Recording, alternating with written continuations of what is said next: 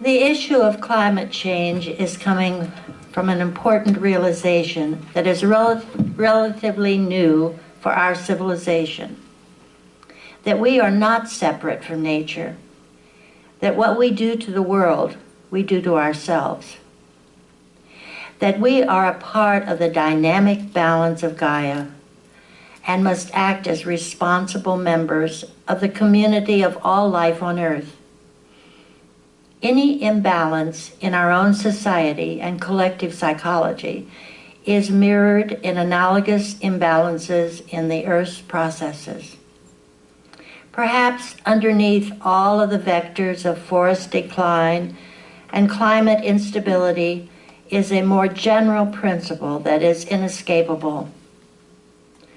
All come from the perception of separation from nature and from each other. Let's take these words into our hearts and contemplate them for a moment.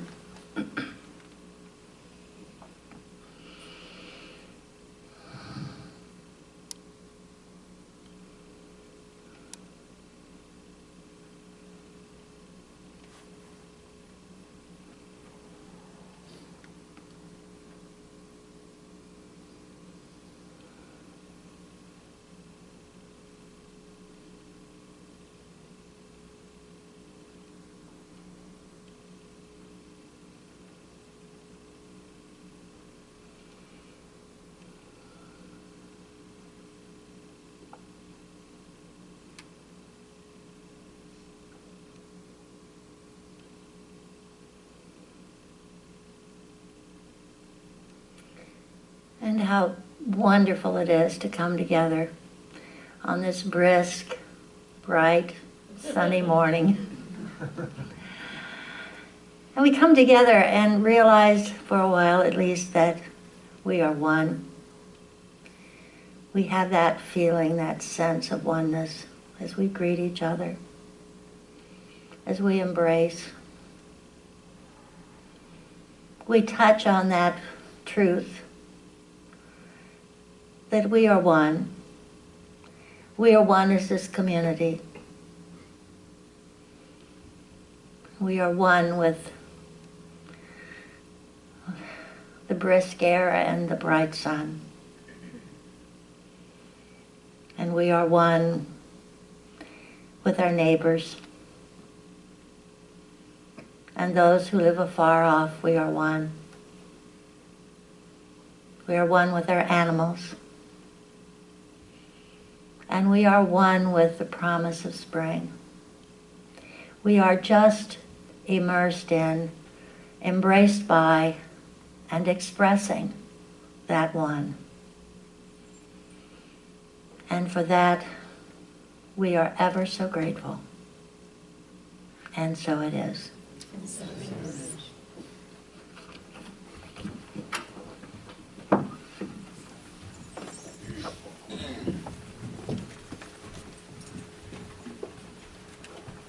We're really not going to talk about poisoning the earth, I promise.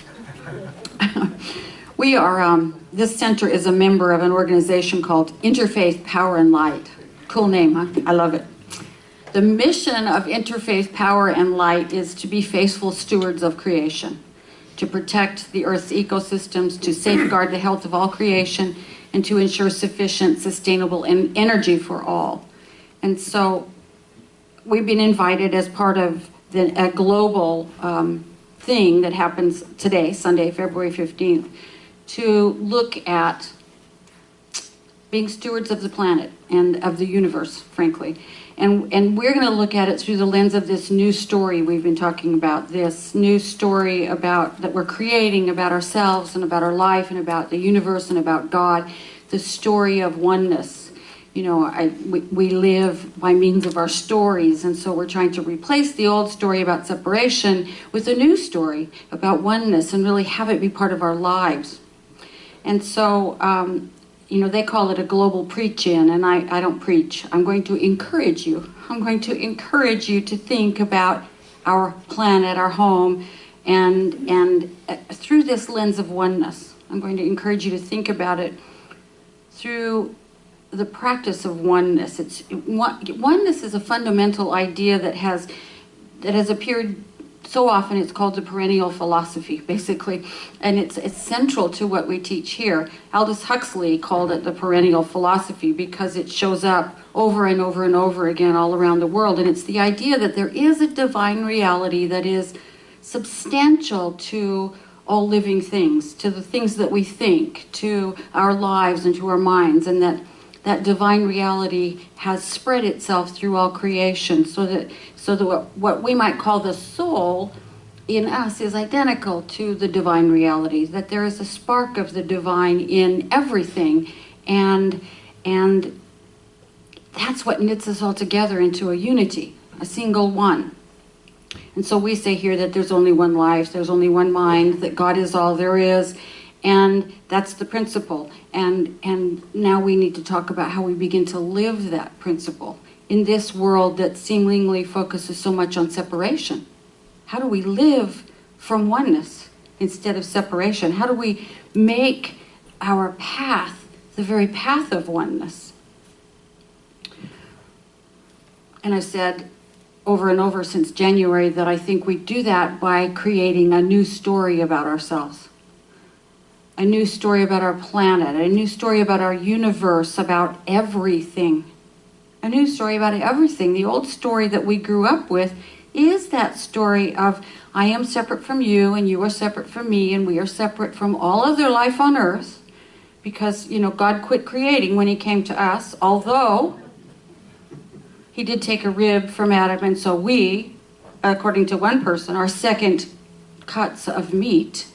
Did you hear that? Oh, I was outraged. Because woman was created from Adam's rib, women are second-class cut of meat. Oh, man. I thought, this guy really needs to go back to, like, kindergarten Sunday school, I think. Anyway, just an aside. It's a story of separation. And so we have come to believe we're separate from each other and from our planet and from God. And the new story is, of course, that we're part of a single unity, a single divine reality that contains everyone and everything else. Not only our children and our pets, but lions and tigers and pigs and camels and elephants and polar bears and cockroaches and mosquitoes and rocks and lakes and oceans and everything. It's all one. And so here we are on this planet that I think most of us would agree is in some distress. Regardless of where you think it came from, the fact of the matter is that we've seen the warmest decade on record in the last 10 years. 90% of the countries on this planet reported the highest sea and air temperatures ever. And the seas are now rising at twice the rate they did the decade before. We have these giant storms and cyclones that do really weird things and are obliterating life at a higher rate than ever before. 20% more people, for example, died from storms in the first decade of this century than the last decade of the last century. And when you stop and think about that, you have to stop also and think about all the wildlife and livestock and all of those other things that also lost their lives. One of my favorite critters, because they're so cute, is the polar bear. I've often said I don't want to live in a world that has no polar bears. They're cute, but they're also really important. They're an apex predator, and they kill, out in the ocean, they kill a seal or a sea lion, and they bring it onto the ice, and other animals live because they forage after the bear is finished with it. They're very important critters, and their population is plummeting quickly. And codfish and coral and tree species and insect species and birds are all disappearing at a really accelerated rate because of the temperature changes in the air and the water and the oceans. We don't really feel those things because we have air conditioning and central heat and warm clothing, and we just don't think about them very often. And so this Sunday is an invitation to think about them and then to think about how we live from that place of oneness instead of that place of separation. Another one of my favorite critters is the orangutan, and not only because they're immensely cute, but they're very close to us. They're one of the closest relatives we have in the rest of the animal kingdom. And And here in the West, we use something called palm oil in almost everything. Our toothpaste, our laundry detergent, our candy, our baked goods, almost every household product we sell in the Western world. And palm oil, unfortunately, grows in places where there used to be rainforest, but they've slashed the rainforest to plant palm oil plantations. And the orangutans who used to live in the rainforest, 50,000 of them are no longer here because of that process. And they are a keystone species, because in those places, the seeds of new rainforest trees won't germinate until they've passed through the gut of an orangutan. So if we get rid of the trees and the orangutans, guess what? No more rainforest. Rainforests are interesting and vital to life. We have lots of animals making up lots of species that are being decimated, and somehow we think it's not going to affect us, which I find the most interesting thing of all. We are hairless. You know, if we were exposed to the elements as our natural selves, we wouldn't make it. Because we need our clothes to stay warm. I wouldn't want to be out there naked. I was out there in a coat and boots and a hat and gloves this morning, and my fingers were still turning blue, you know. But we live as though none of that stuff will affect us. But we're part of this web, this tapestry that has been evolving in complexity and magnificence for almost 4 billion years since the first life appeared. And so for example, we have these amazing things like the orangutan, that keystone species. The rainforest that's dependent on the orangutan is the air conditioner of our planet, because it soaks up heat from the sun. And if it's not there, the heat gets reflected, makes everything hotter, more ocean melt, etc., etc. Plus, the burning of all the rainforest trees contributes. Scientists estimate 30% of the carbon dioxide that's released comes from burning the rainforest that's been cut to do something else with. So what happens clear across the globe has an effect on us. More heat in the atmosphere, and Louisiana disappears a little bit more. More heat in the atmosphere, and the seas rise a little bit faster. It all affects, things that happen clear across the globe affect us, and what we do affects them. This is the situation where we find ourselves, in this web of life that everything that happens affects all of it, all of creation. So what's the answer? You know, what's the answer when we think, well, I'm only one person, what can I do? Or, you know, I'm not ready to give up, I know, eating meat, or I'm not ready to, I don't know how to do this. I'm only one person.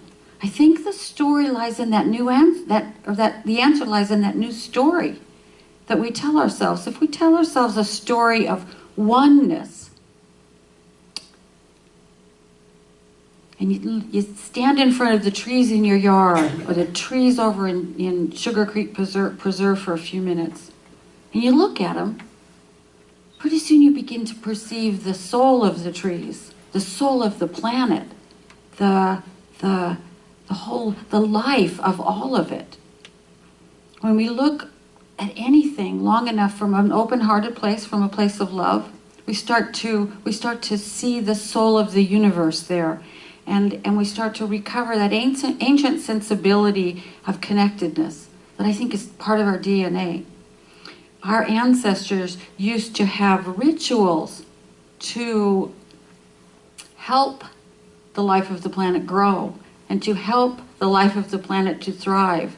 And it's still in us somewhere to love creation, to just love creation for what it is. I read the most fabulous article yesterday. There's a woman at the University in British Columbia. Her name is Susan Simard. And she researches trees in the forest. And she found that trees in the forest have underground these vast neural networks made up of their roots, and that one tree that's healthy will send its resources through these neural networks of roots to another tree that needs resources. And The great big trees, they call mother trees, the ones that are thousands of years or 500 years old or older, when they just get to the end of their lifespan, they start to transmit their resources through this neural network out to other trees so that other trees can grow. If we leave them, the mother tree will ultimately collapse, but its goodies have been sent to the small trees to help them grow. It's amazing. It's an amazing thing. This network of transfer of information and resources that goes on all underneath the ground, and we don't even know what's going on. It's a great analogy for life on the planet, because we are always exchanging information and resources with each other. We're exchanging molecules with each other.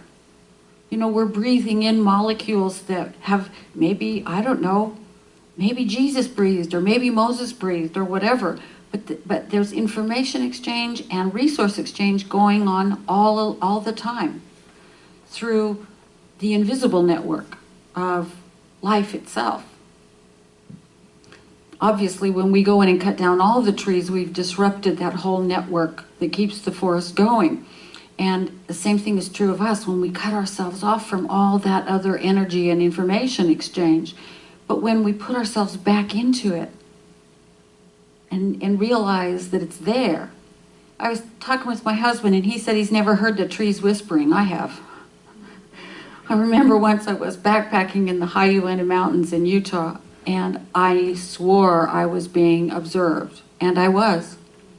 The trees actually send information to each other about what's going on around them. So there's this whispering going on, and I could feel it. I mean, I could just sense it was going on around me. It was totally sacred and totally magic and a little spooky because I was by myself. But it's really wonderful to think that there is information and resource sharing going on all the time, whether we know it or not. When we look at that stand of trees or that patch of flowers or that, you know, deer we have a lot of deer in my neighborhood, deer that's grazing in the backyard or whatever, and we open our hearts to it, we can really see the magic and we can really see the sacredness. And that's the new story, is becoming re-enchanted with life and with the planet. And I really believe this. You know, I really believe that something happened whenever it happened, however many billions of years ago, and ever since then, it's been changing and evolving and assembling itself into new things, giving rise to, you know, the first life on Earth, which then gave rise to everything, including us. And we're the place it gets to reflect upon itself. We're the place that gets to be self-conscious of the divine energy that made us, and that is us, and that is everything, and we get to reflect on it. And that's pretty magic. And that's pretty sacred when we stop to think about it. I think that resuming this conversation with life and about life in the context of this new story is what will shift us from isolation and destruction to interconnectedness and creation.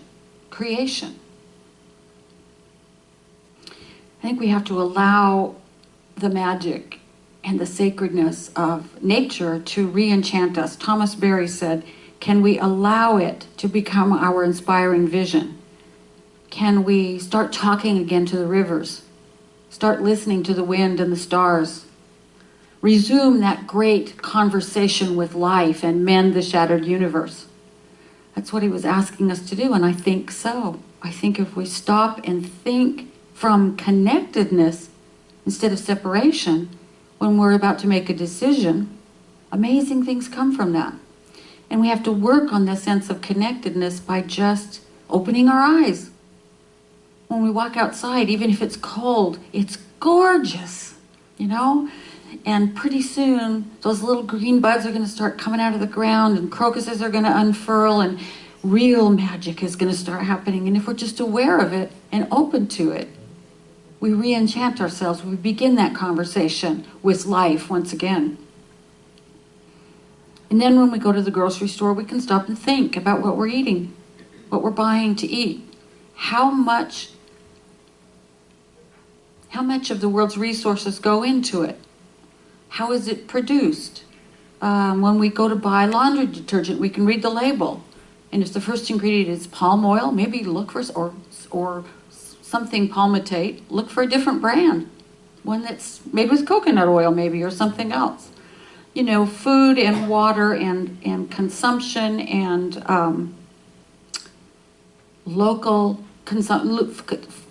consuming local foods. If it's made in Urbana instead of Chile, or grown in Urbana instead of Chile, you don't have to spend the fossil fuels to get it here. There's so many ways to simply reflect on what we're doing in the world. It's a really simple idea that if we just asked ourselves, do I want to be a healing presence, or do I want to be a deleterious presence today? I want to be a healing presence. I really believe this idea that we are spirit observing itself and thinking about itself and interacting with itself. And I think it would be an utter tragedy. Some people say, well, what does it matter? Humans will be wiped off the face of the earth. Thich Nhat Hanh said 150 years. Wow. There won't be any more humans and the world will do something different. I think this precious, sacred, amazing, magic mystery that we are is an important experiment on the part of life. I think we have continued to evolve our consciousness, and I think it would be really wasteful to end the experiment because we were asleep. Because we were asleep. So I'm encouraging you to be conscious about how you live on this precious, sacred, magical planet, to find the place where you can be re-enchanted, whether it's in the woods or, for me, it's every time in the springtime, I walk past the tiny little wetlands in our local development. It's tiny, but there must be 200 different bird voices there in the morning, you know? And I just stand there and listen to them and go, wow, I'm part of this song too. Whatever it is that re-enchants you and that lets you listen again to the wind and the stars and talk to the trees and wrap your heart around this beautiful home of ours. With every breath and with every step and with everything you do. Whatever the mechanism that causes the change in our planet is sending us, I think, a very important message. We are one. We are one. As above, so below. What we do to each other, what we do to the smallest animal or plant, we do to all creation and to ourselves, because we are one. You know, and maybe all of our small, seemingly invisible, insignificant acts thus far have imprinted themselves upon the world. And so maybe our seemingly insignificant, invisible, small acts from this point on, being awake and aware and embracing life with a little bit more awareness, will change the whole world. I really think it will. So I invite you to simply allow your awareness to fall into a place within you that is sacred and magical, that is still and calm, that is where that spark of divinity within you resides. In this place of holiness, I know that this sacredness is truly all there is, that all creation is sacred, that everywhere I walk is holy ground, because I am a place where God shows up. There is something within me that is identical with the divine reality. And as I know this is true for me, I know it is true for every person here. We are all places where the divine reality makes itself known through our words and our actions, through our smiles and our hugs, through every step we take and every breath we breathe. And this is true of all creation, because there is only one life, one mind, one power, one enormous, unconditional love that is everything that exists. And we are part of it, and it lives in us and as us and through us. And so I know that each one here is re-enchanted with life, re-enchanted with spirit as the world, re-enchanted in everything we do, in every step we take, and in every decision we make. We are simply awakened to the oneness of all life. This is the new story. And the new story is one of hope and joy, of light and love, of laughter and peace, of oneness and harmony. Because if there's only one of us, all is well. And we continue to make it that way through all that we do. And so I give thanks. I give thanks for this community. I give thanks for our becoming awake and aware and re-enchanted with life. I give thanks for our time together this morning and for this beautiful, amazing life and this gorgeous, sacred planet on which we live. And from this place of gratitude, I release these words knowing that the universe always says yes. My words never come back to me void. Our words are always fulfilled as the universe says yes to us as expressions of itself. Thank you, God. And so it is. I am just a thread, a simple thread in this glorious web of life. We are all just drops within a stream flowing towards an ocean of light. We may forget where we come from. We may forget where we're going to. I might not see that you're a reflection of me as much as I'm a reflection of you.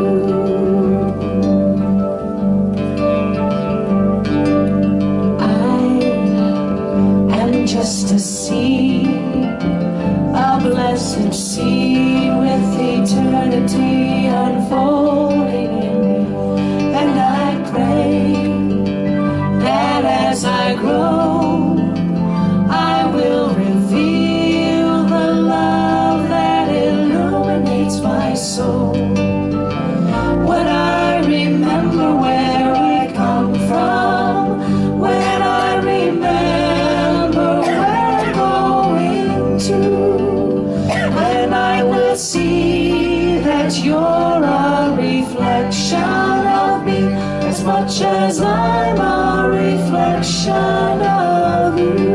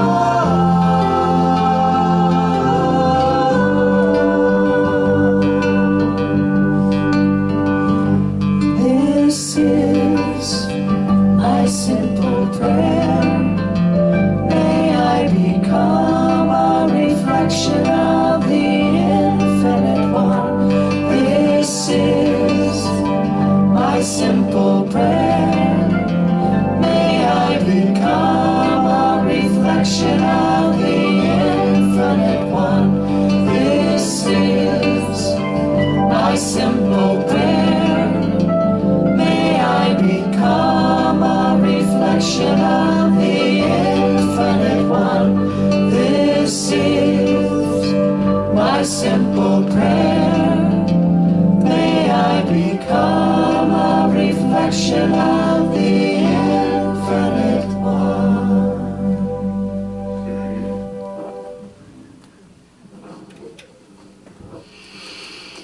We now have an opportunity to give in support of our community and all that its work and all that the work that it does. And we also have an opportunity to just take a moment to be grateful, to think about how blessed we are. So I invite you to just think about those you love.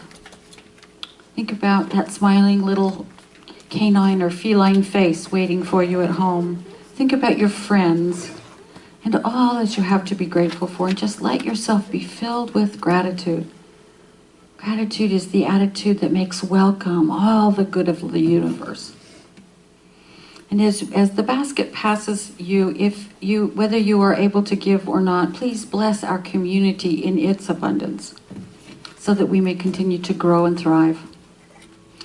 And let's affirm, gratefully I give with an attitude of abundance. Gratefully I give with an attitude of abundance. I know that as I give, so do I receive. I know that as I give, so do I receive. And so it is. Tractor, taxi. You know, it just occurs to me, these are some old songs, and we all know how old they are. We've been talking about this for a long time. Time for a new story, don't you think? Yes. Time for a new story. I didn't know that the big yellow taxi was a bulldozer until I started this song this week. Did you have any idea that that's what I the big didn't. yellow I had taxi no was? idea. Yeah, it was a cat. It was a caterpillar. You know, Without glasses, they all look the same. Yep, it's true. There's a big yellow something. Big yellow something over there. Where else can we come to church and hear Marvin Gaye and Joni Mitchell? I know it. You're absolutely right. Yep. This band is fabulous.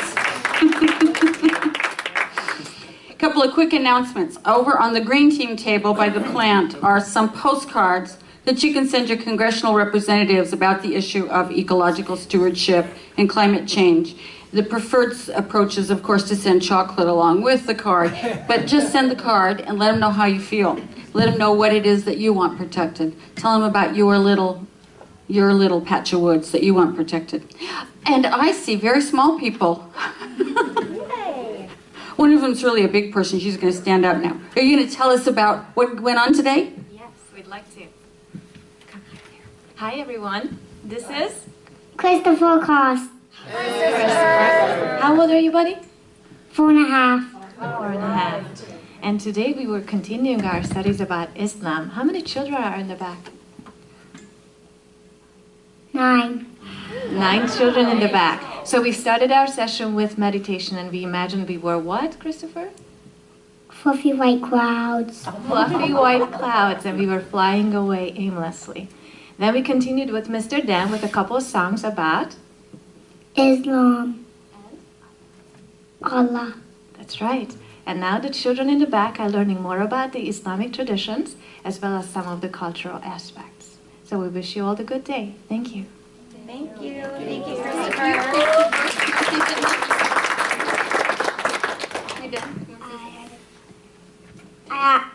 I'm also a master spy. Yes, you are. Fabulous. Thank you very much. Hit it.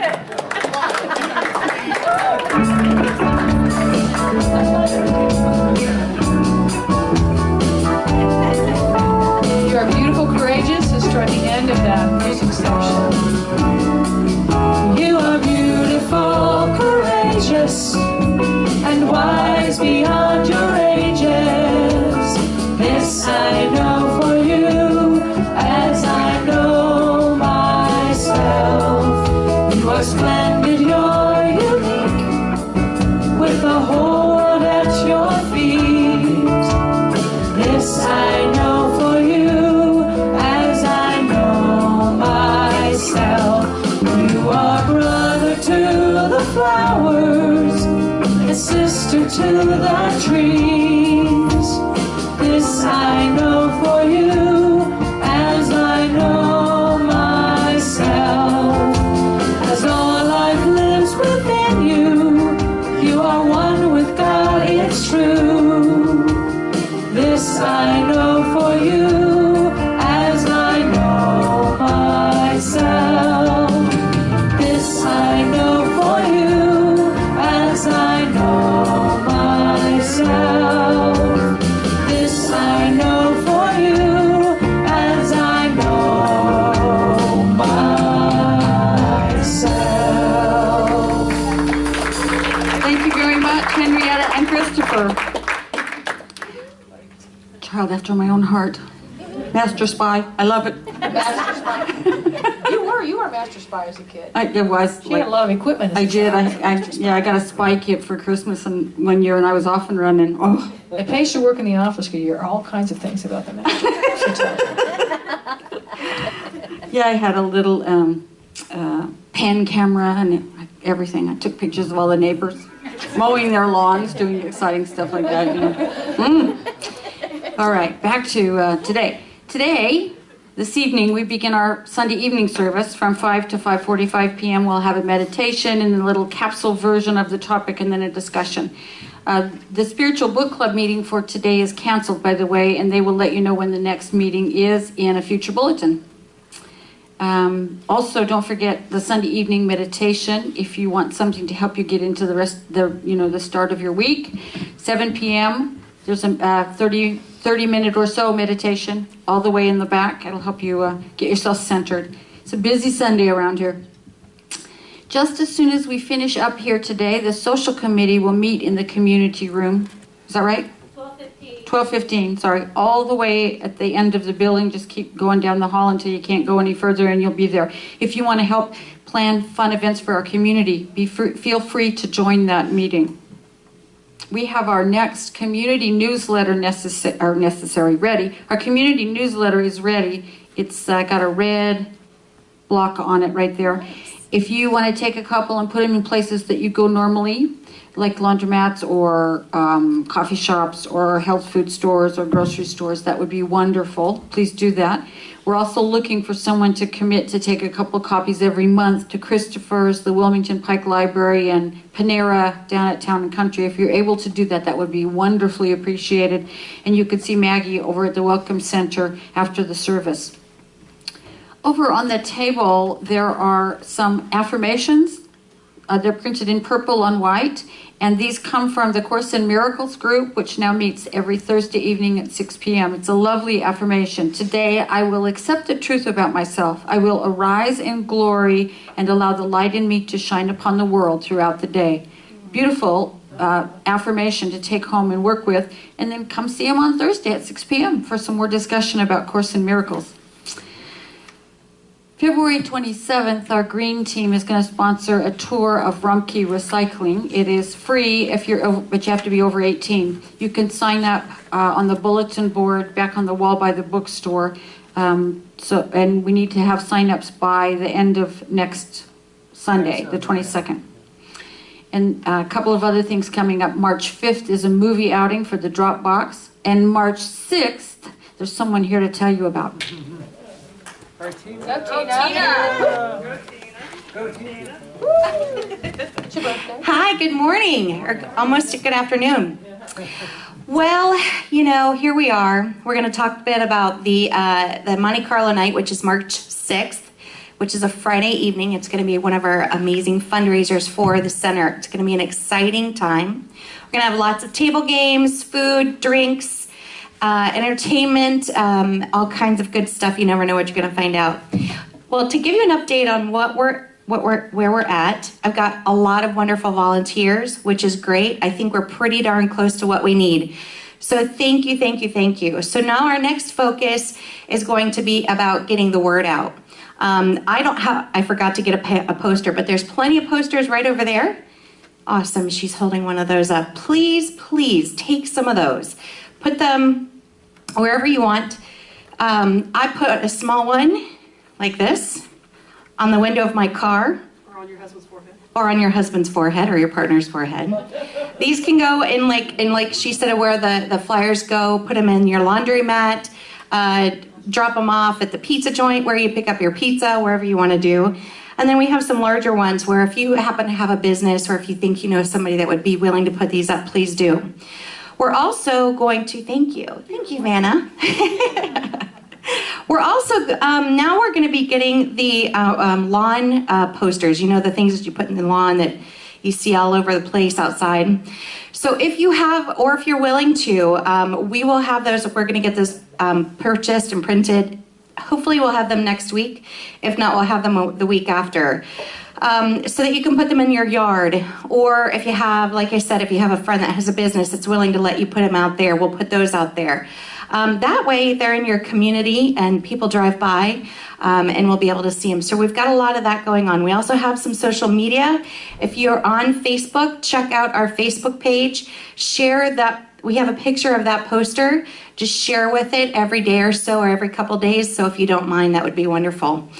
I'm really excited. I'm getting kind of nervous, but I'm getting excited. This is like planning a wedding reception. You know, you never know who's going to show up. You never know what's going to happen, but we're going to have a really good time. So that's all I've got. So thank you.